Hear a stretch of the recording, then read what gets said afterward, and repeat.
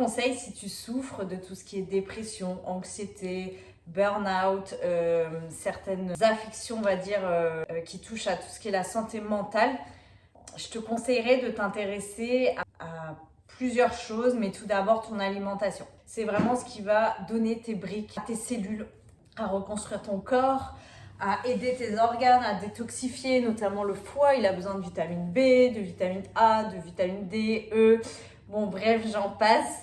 Et on pourrait en faire des cours même sur le foie. Vraiment, ça va être important d'avoir une alimentation de qualité. On le sait maintenant que 90% des personnes atteintes d'autisme ou de schizophrénie ou voilà, plein d'autres pathologies ont un leaky gut, c'est-à-dire qu'ils ont une perméabilité intestinale. Une perméabilité intestinale, c'est quoi? On a des jonctions qui sont serrées dans l'intestin. Et puis, avec la pollution, nos stress, nos carences alimentaires, elles s'écartent. Ce qui fait que les aliments non digérés, mal digérés, vont se retrouver libérés dans ta circulation sanguine, ce qui fait que ton système immunitaire est constamment en alerte. Donc ces toxines-là ne devraient pas être dans le sang et du coup ça crée une neuroinflammation également.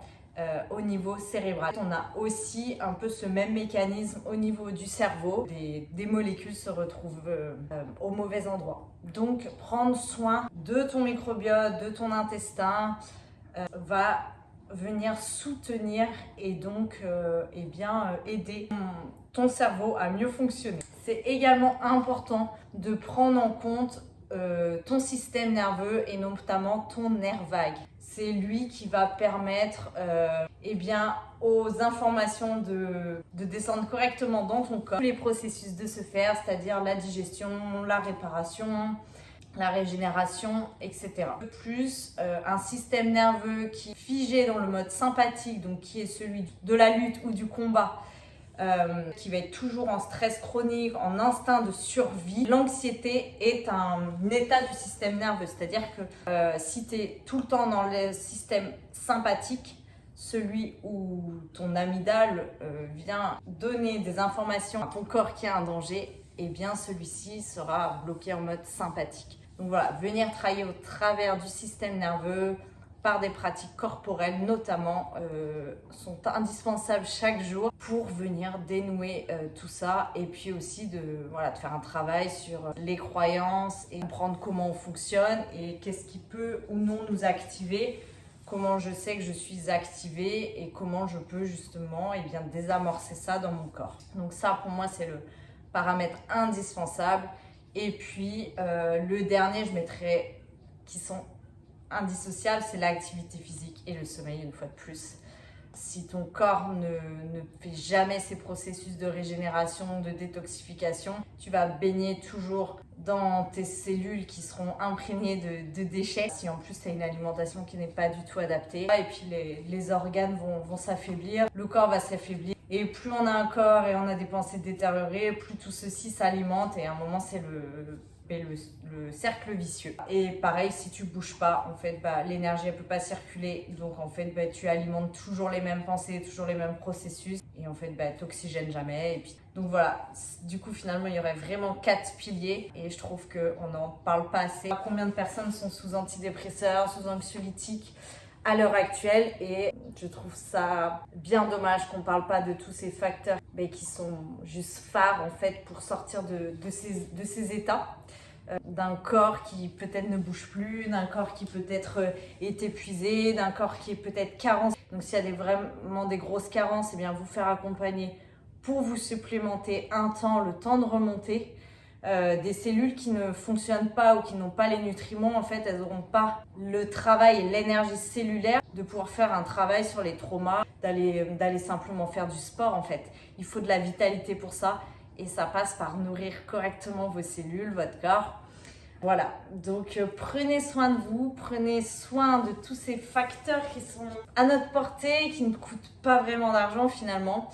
Sauf si on va pousser dans des analyses ou qu'on se fait accompagner justement. Bon là ça a de l'argent, mais c'est de l'argent, mais vous verrez en fait, vous aurez un retour tellement grand sur l'investissement que pour moi la santé elle vaut tout l'or du monde. Et je pense qu'il faut être prêt à sortir un peu d'un système où c'est très confortable parce qu'on pense on vit dans l'illusion qu'on nous apporte tout et que de toute façon, si on est malade, ben voilà, il y a un système pour nous soigner. Sauf qu'en fait, ben, c'est une illusion parce que si vous prenez soin de vous, je dis pas que vous aurez jamais affaire à la médecine parce que on ne sait pas ce que la vie nous réserve et merci la médecine de ses avancées. Mais il y a beaucoup de choses qui peuvent être évitées.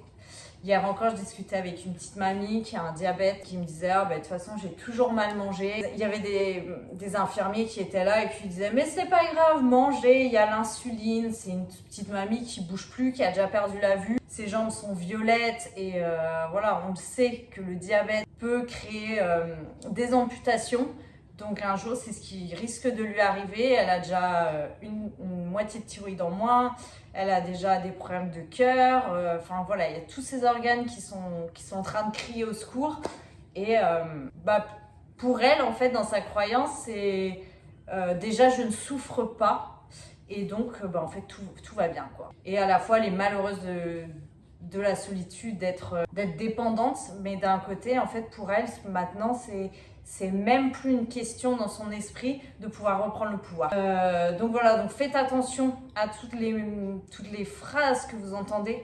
Parce que forcément, si tous les jours on vous répète que bah, votre maladie elle est chronique, que vous en sortirez pas, que toutes ces choses négatives, que personne ne croit que c'est possible, au bout d'un moment ça va vous impacter. Si déjà vous n'avez pas confiance en vous, en fait vous allez vous laisser submerger et couler en fait avec toutes ces pensées négatives. Donc voilà, faites attention à ce que vous mettez dans vos oreilles, dans ce que vous regardez. Voilà, c'est primordial de prendre soin de tous ces aspects de notre vie et de toute cette nourriture qu'on va ingurgiter, entre guillemets, qu'elle soit visuelle, auditive, gustative. Voilà, il y a tout à prendre en compte. Donc prenez soin de vous. N'hésitez pas à me partager si vous avez des choses où vous souhaitez rebondir.